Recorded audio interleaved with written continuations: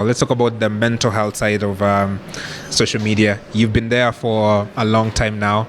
Yes, some people are darlings of people on those social media platforms, but I'm sure you've also got some trolls and some people who don't necessarily like your work or like you by person.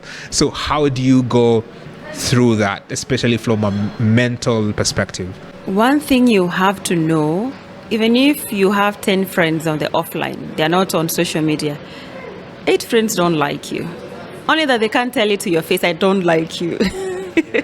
The things they just don't. That's why you find that you find gossip and quarrels among friends from time to time in a group, But on social media, it's different. It's like people have removed their masks. Yeah, some people might hide behind some fake accounts and try to troll you, but trolling is not like abuse. Trolling is more of, I need your attention, man. I need your attention. You need to see this. You need to feel bad, because you've been a darling to many. But now I don't want you to be a darling anymore. I want you to react. I usually picture it from that point. A troll is somebody who just wants you to feel bad about yourself or about something that you're doing so that you can react. And the moment you start reacting, do you know you're giving them the audience now to push harder? They'll be like, yes, we made it. I've been trolled so many times, but one thing that has helped me is don't respond to the trolls. Just do your thing. Because the moment you keep on responding, is like they have now gained that attention they wanted. And the moment they gain that attention, trust me, they're going to hit harder from time to time. So how do I manage it? It's not something that everyone should fancy. By the way, trolling is bad. But sometimes I used to cry. Yeah, it's okay to cry. It's okay to cry. Because there are people who say some things you really feel so bad about yourself. And sometimes they're questioning yourself. But it's not like you have a problem. It's because of what somebody has said that you can't even fathom. Some people end up believing what is said because we put so much time into them and attention, and then we end up now mental health related issues. So for me, I cry, and I think sharing really helped me. I have a small team of brand manager, and then I also have a few friends who, when I'm really pissed off by a troll on social media, log out. I call them, I complain, I express myself. They're like, are you okay? Yeah, good. Now you can continue with your life.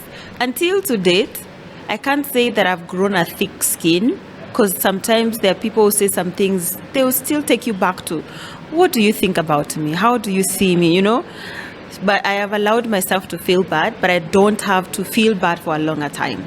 I allow myself to feel bad even if it's 15 minutes. Okay, done.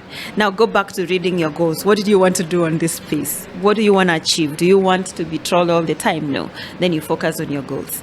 So on how to navigate that, having a group of people you can constantly talk to, even if it's not about the personal issues, people can keep you grounded to your goals and focus on what you're doing. It really helps. And a community. And a community, I mean, nowadays we have social media platforms where we have, like, every Wednesday we have conversations. Every Thursdays you have a live session. You have to talk about a specific topic. Be around such communities, because they will help you block the negativity from people you don't actually need their attention, and they don't need your attention, to people who actually serve the same interests.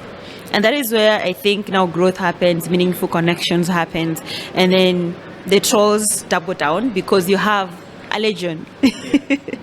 And another thing I usually say is do some mental health breaks, especially from social media.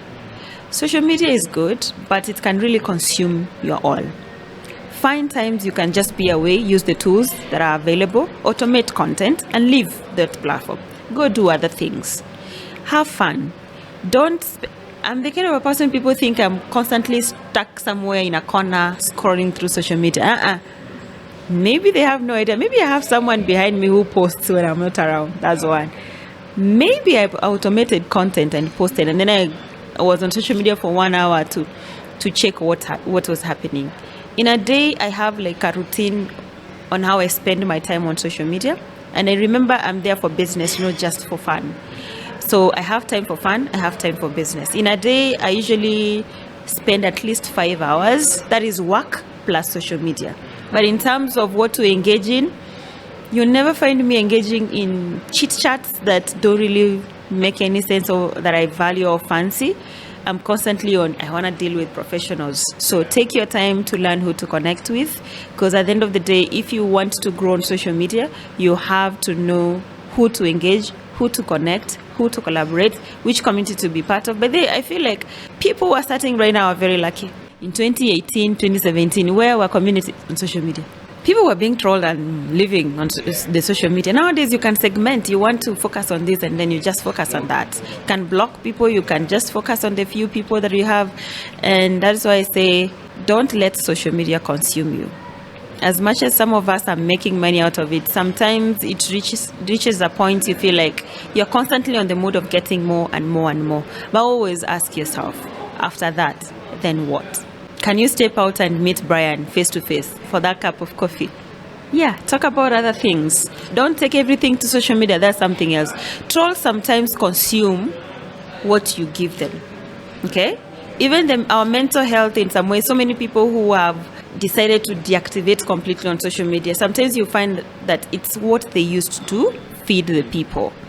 So if you feed people so much of your private information, someday they're going to use it against you. So be overprotective of what you share.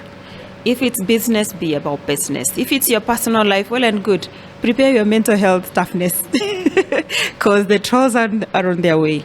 Yeah. But I know people say grow a thick skin, but before we get there, allow yourself to feel bad, allow yourself to feel irritated, but always remember this. What you post sometimes is what becomes your downfall. So be very keen on what you share. If you feel like some information is gonna drain you, don't post it. People can never troll you because of your workplace, by the way. Very rare. That is professional.